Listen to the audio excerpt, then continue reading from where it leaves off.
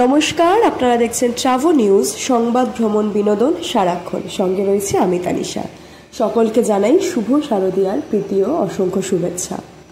আচ্ছা, আপনারা কি জানেন বনেদি বাড়ির দুর্গাপুজোয় ঘোড়া এবং সিংহের রহস্য কিভাবে গড়ে উঠেছিল দেবীর বাহন?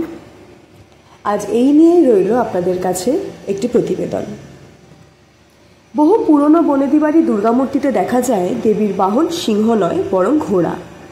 কোথাও আবার মুখ ঘোড়ার মতো হলেও শরীর সিংহের মতো থাকে।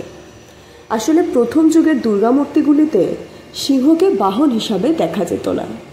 তখন মূলত মহিষাসুর বধ করছেন এক নারী, এই রূপেই দেবীকে গড়া হতো।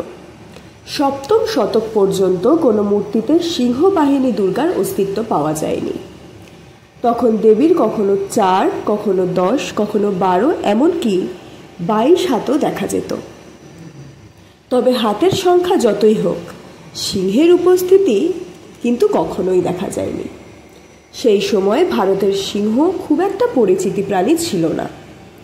ফলে শিল্পীরা জানতেন না সিংহ দেখতে কেমন হয়। তাদের পরিচিত প্রাণী ছিল ঘোড়া, যা যুদ্ধ থেকে যাতায়াত সব ক্ষেত্রেই ব্যবহৃত হতো।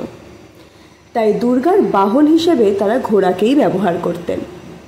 চণ্ডীতে বর্ণনা ছিল দেবীর বাহন 4 পেয়ে, মাথায় কেশর আছে।